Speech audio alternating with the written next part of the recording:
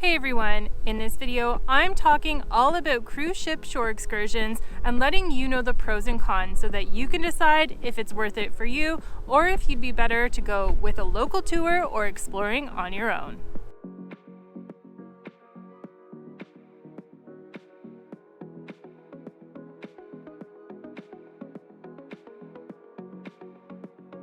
We've cruised on Princess, Royal Caribbean, and Norwegian cruise lines, and we've done it all. We've explored on our own, we've done ship excursions, and we've done local tours. And there's pros and cons to all of these. Before I jump in, I wanted to mention another consideration about shore excursion credits and onboard credits. When it comes to Norwegian Cruise Line's Free at Sea program, they usually include a $50 shore excursion credit per port. So for my husband and I, we had $50 in every port total to put towards shore excursions. This amount would be deducted from the total excursion cost, but you're basically paying for it in your cruise fare. Other cruise lines like Celebrity, Royal Caribbean, and Princess, to name a few, may offer onboard credits, and these onboard credits can be used towards your shore excursions as well. It just depends on which cruise line you're cruising with and what promotions you've secured for your specific cruise. Regardless if you have onboard credits or shore excursion credits, if you don't use it, you lose it. So it may be worth it to you to book those shore excursions through the ship so that you can use up all your credit. Let's start with the pros and cons of booking through the cruise ship. When thinking of the reasons to book through the cruise ship, there are actually quite a few. Number 1, ship itinerary delays. If your ship is delayed getting into port for any reason, the shore excursions booked through the ship are typically modified to still allow you to take part of the tour or the whole tour because they are organized through the ship. They know if we're going to be delayed, and they usually plan to accommodate the cruisers. Number 2, cancellations. Sometimes due to weather or unforeseeable circumstances, a ship can't get into port and they have to cancel the port stop altogether. If that's the case, they will provide a refund for any of the excursions booked through the ship. So that's a nice worry-free guarantee that you may not get if you're booking locally. Number 3, change of itinerary.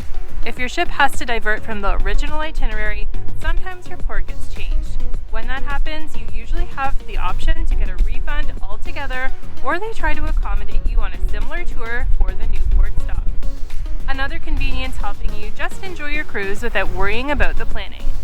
And we witnessed numerous cruisers in a few ports who were angry and frustrated because they were going to miss their tours they pre-booked with private tour companies because the ship didn't make it into port in time. And a lot of those people just lost their money because those tickets are often non-refundable or need to be canceled at least 24 hours in advance, which you normally don't have. Number 4, onboard credits and shore excursion credits. If you already have an onboard credit or credits toward shore excursions, that is money you've technically already paid for toward your vacation in your cruise fare. This may not technically save you money if you weren't planning on doing an excursion, but if you were, try comparing the prices of locally paid tours before selecting, because with the credits you may end up saving some money in the end. And you get all the guarantees of booking through the ship. Number 5, quality tour selection. Typically, the tours available through the ship have been selected to offer you a good quality experience for your money. This means the tour has been tested, they are a reputable provider, and they are insured. It may be appealing to just wait until you get ashore and meet a random person holding a sign at the pier, but in this day and age, it's hard to know if it's a legit tour or if they're looking for an easy target to scam. In case you can't tell, we're really not into that option. And the 6th pro, and the most important in my opinion, is that they have to wait for you. If you book an excursion through the ship and the excursion is delayed for any reason, the ship will either wait for you or they'll have to get you to the next port. This is part of the guarantee of booking through the ship, and it's probably the best thing in my opinion. But it's not all sunshine and rainbows. There are definitely reasons you may want to explore on your own or book a tour locally. So let's talk about the cons of booking through the cruise ship, and the first negative aspect is the tours are slow. Basically, any organized tour you go on will be fairly slow, but I have found that cruise ship tours are exceptionally slow. This is partially because there are mixed age groups and different levels of mobility and speed of the guests, And inevitably, there are a few people on each excursion that have no regard for timing and keep the whole bus waiting. Number 2 is that you are on their itinerary. Getting around on a tour is usually pleasant because you don't have to worry about getting to the next location.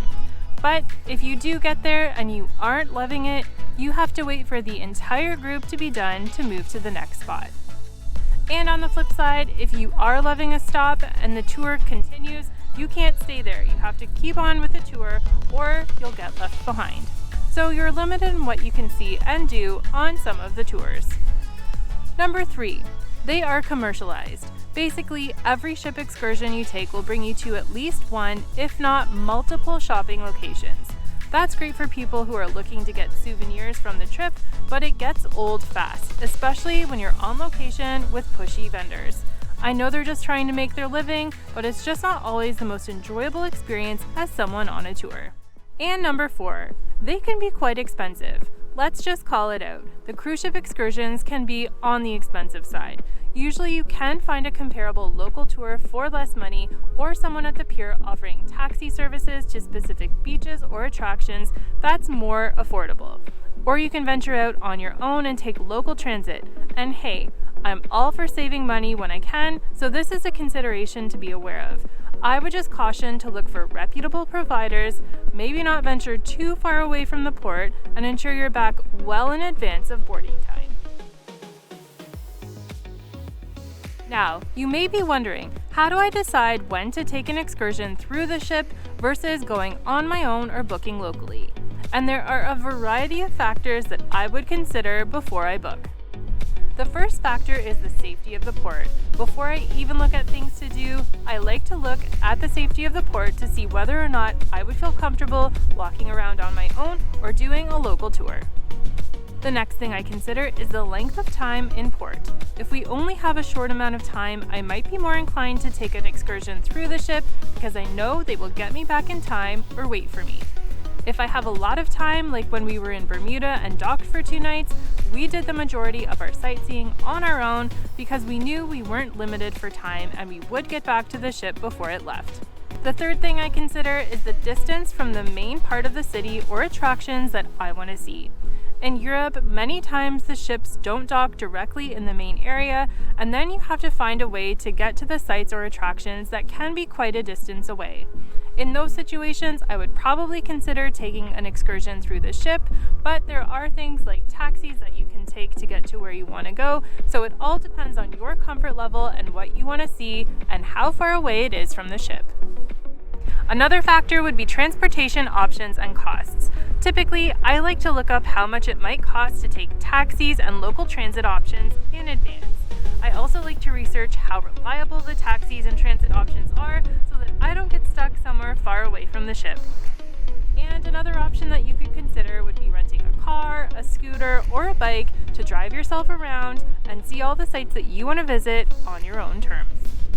Now we're going to try, we've been taking the buses and we're going to try and make our way to the Crystal Cave. So we are on our second bus number 1, and it's fairly easy to take the buses here. Yeah, the buses are a lot easier than expected. I thought it was going to be confusing, but everything is nicely laid out. The buses are clearly labeled, so not too complicated. And lastly, I consider the price. Sometimes it's just worth it to pay for convenience, whether that be a ship excursion booked through the ship, a locally paid tour, or exploring on our own.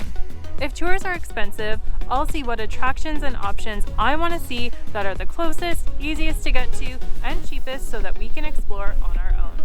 But if excursions aren't too expensive or they're comparable with the locally paid options, I'll probably just book it through the ship.